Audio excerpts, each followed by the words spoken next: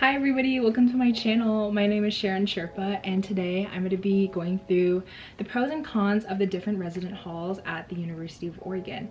So if you are planning on attending the University of Oregon and are currently doing your room search, keep watching and leave a comment below if you have any questions. Okay, the first resident hall I'm going to be talking about is Earl. So I actually lived in Earl this year from October through March before Corona, but I honestly loved Earl. So I'm just gonna go ahead and get into like the general information about Earl, and then I'm gonna go through like the pros and cons. Okay, some of the general info is that basically in Earl, I think all of the rooms are doubles, which means that it's just gonna be you and one other person living in one room together. And in Earl, there are 4 floors that you can live on, and then there's one basement where there's gonna be like lounges and like cool stuff to do down there. Some other things about Earl. Oh, okay. So Earl is associated with the health sciences and then the Thrive Living academic residential communities. So if you are planning on studying like either of those, or if you're in either of those arcs, you're gonna be living in Earl. So some pros about Earl are that it's in the center of campus. It's so close to the gym and it's super close to the EMU. And then another good thing about Earl is that it has huge windows. I personally love natural lighting, so like having big windows was super nice, especially when you want to take pictures. Each floor has about 3 private bathrooms, and private bathrooms, basically it's a personal bathroom. You go inside, you lock the door, there's a shower, there's a toilet, there's a sink, there's everything you need. So it's really nice because it's not communal, so you don't have to like go in there with everybody. Another pro is that like the basement has pool tables and like ping pong tables, so those are some fun activities you can do with your friends. And you can also loft your bed, which is super great, especially since rooms are a little bit smaller, so you're definitely going to want that extra space. Some cons are that there are no elevators at Earl. I know it sucks, especially when you're moving in and moving out. It's kind of annoying having to carry everything up and down the stairs, but you gotta do what you gotta do. And another con is that the laundry is all the way down in the basement and it can get filled up pretty quickly. So that's just another thing that's super annoying, is doing laundry. But I promise you, if you find certain days, don't do your laundry on Sundays because that's when everyone does their laundry. So find certain days where you know people won't be doing their laundry, and then you won't have to like walk back and forth. Overall, Earl's a really great place to live. Okay, next I'm going to be talking about LLC, which is the Living and Learning Center, I believe. So there's like 2 little sections. There's LLC North and LLC South. I know LLC doesn't have carpeted floors, and then the room options they have are a 2-person suite, which is basically like kind of like a double, and then a triple. I don't know if they're doing triples this year though, because I read an email that they were gonna try to like limit the amount of like contact students have with each other in the resident halls, so they might not be doing triples this year. And then there's even a 2-person suite with a bathroom, but I think those are limited. All right, some pros about LLC I would say are that the rooms are really big at LLC. You're gonna have a lot of space in your room, and you have lots of storage space too. Like, it's super nice. LLC has really big windows too, so you get awesome lighting there. LLC has elevators, if that is what you need to know. Elevators are gonna be really useful when you're moving. Really helpful. And then LLC also has really cute study spaces that are super modern and cute. And then LLC North actually has like a dining hall underneath it. So it's called Duck's Bistro, and basically what you can get there is like sandwiches and salads and like pastries. You can get like sushi to go and like coffee, smoothies, whatever. They've got the whole thing down there, so that's nice. I couldn't really come up with that many cons of LLC. I just said that the cons were the communal bathrooms, because they do have communal bathrooms, and I don't know, I personally would not like having a communal bathroom, but that's all I could really think of. Okay, next I'm going to be talking about Carson Hall. So Carson basically has, I think the room options are just a double, so it's basically just you and another roommate, and you get a sink in your room, which is really cool. So if you live in Carson, your room is gonna have a sink and like a mirror. Carson has 5 floors and it's pretty small too. I think the rooms are pretty small. They're about the same size as Earl, I wanna say. And they have carpeted floors. They're pretty affordable. And then the ARCs, which are academic residential communities, they have at Carson are the gender and equity community, the LGBTQIA plus scholars, and then the multicultural community. So if you're interested in being any of those, you will most likely be living in Carson. Pros I said for Carson was that each floor of Carson has like their own lounge, and they have like really cute little lounge area with like a TV and everything, like whiteboards. Another pro is that each floor has their own laundry room, so you really don't need to even like walk up and down stairs. You don't have to walk super far because you got your own laundry room on your own floor, which is super nice. Carson also has an elevator. They have an elevator, which is very, very convenient and very nice. And then something that's also convenient is that Carson actually has a dining hall on the first floor.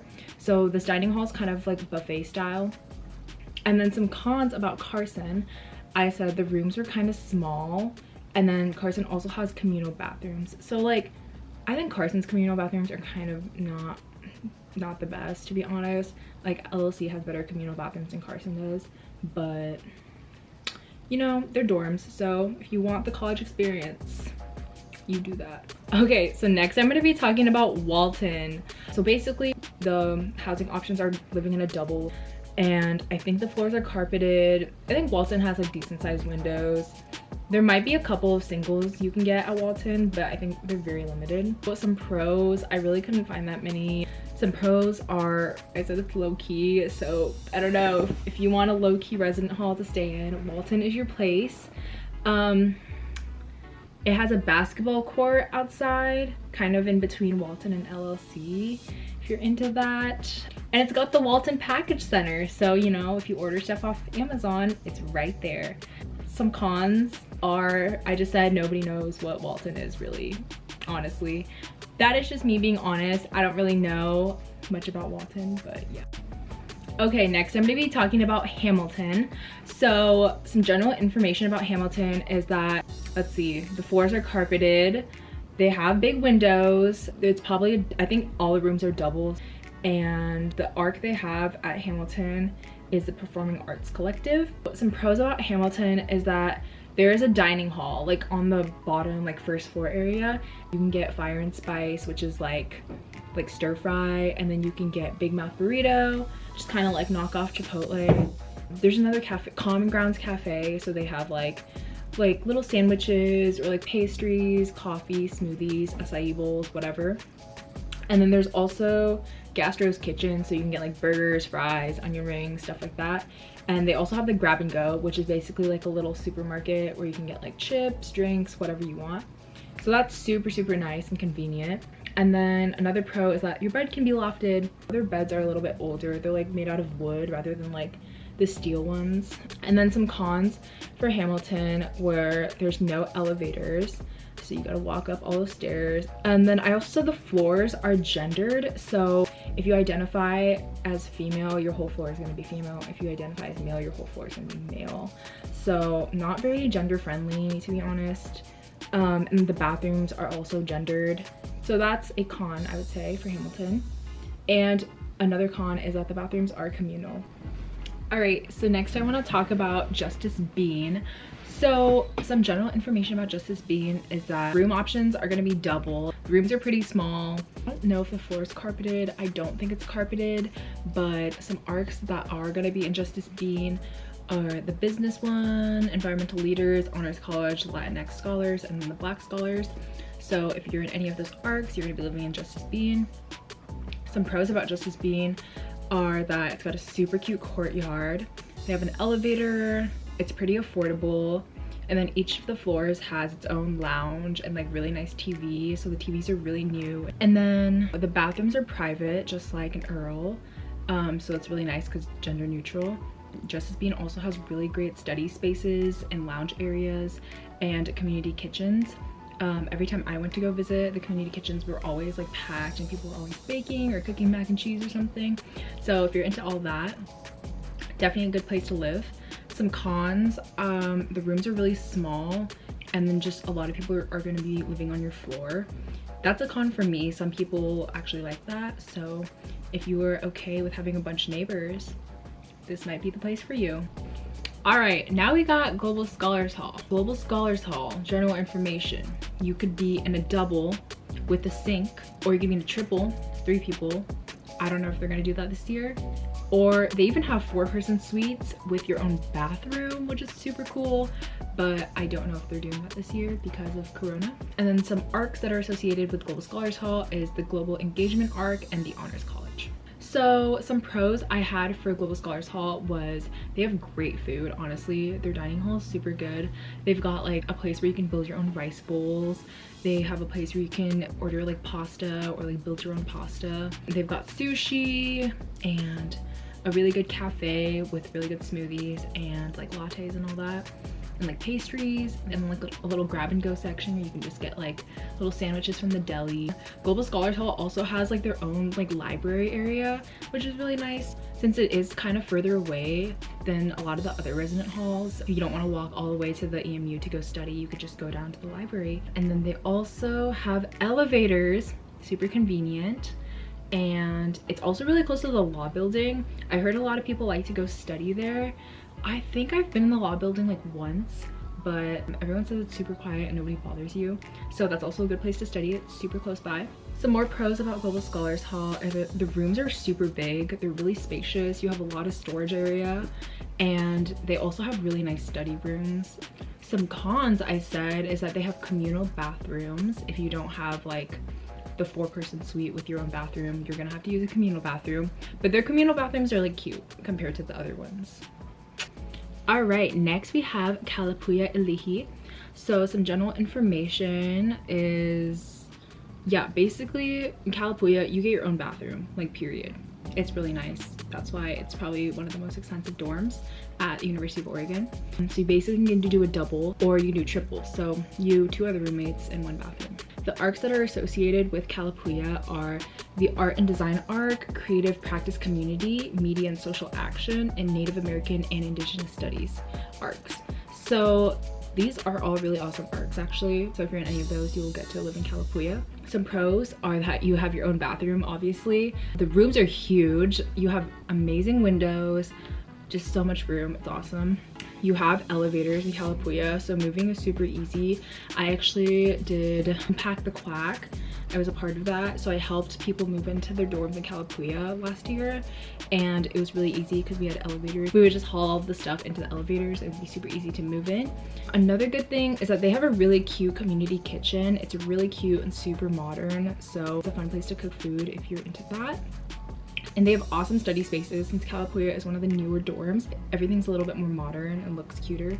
They also have a parking lot literally right outside of Calathea. There's a parking lot, so if you are planning on driving to campus and like you're bringing your car, that is a great option for you. The only thing is that like parking's super expensive on campus. It's like $100 a month, so yeah.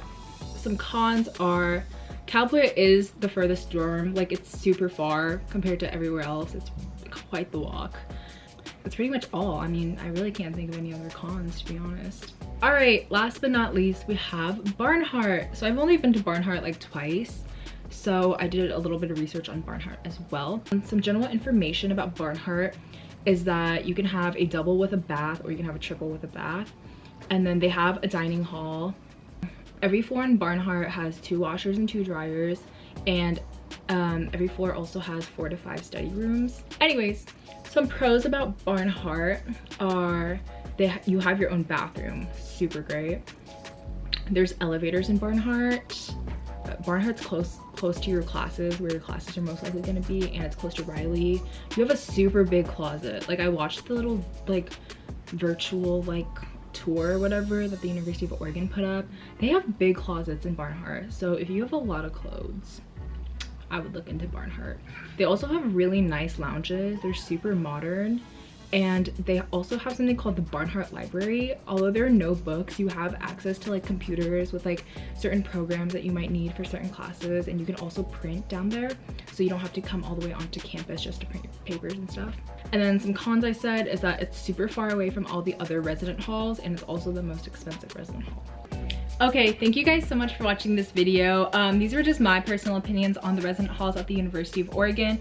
Honestly, wherever you end up staying, you're gonna have an amazing time, so don't even sweat it too much. But if you guys like this video, please go ahead and give it a thumbs up and comment down below what videos you want to see next, because I definitely want to keep on creating content about University of Oregon and just college in general.